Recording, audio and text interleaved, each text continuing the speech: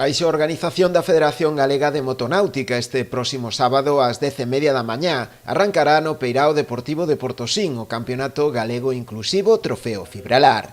Nesta edición o campeonato contará cun número destacado de pilotos que percorrerán boa parte da comunidade galega, cunha dúcia de probas repartidas entre os meses de abril a outubro.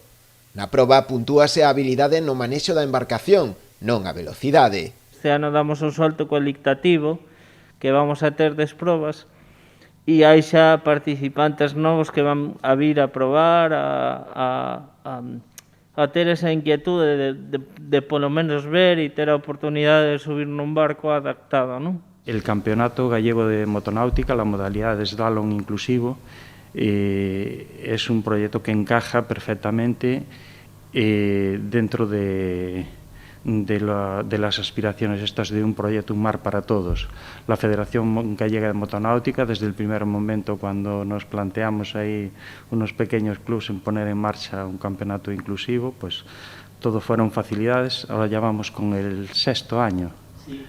Sexto año de campeonato, un campeonato que día a día se está consolidando. Na presentación do campeonato tamén estiveron presentes o presidente do Real Club Náutico de Portosín, Jorge Arán, e o edil de Deportes de Portodosón, Juan Pouso.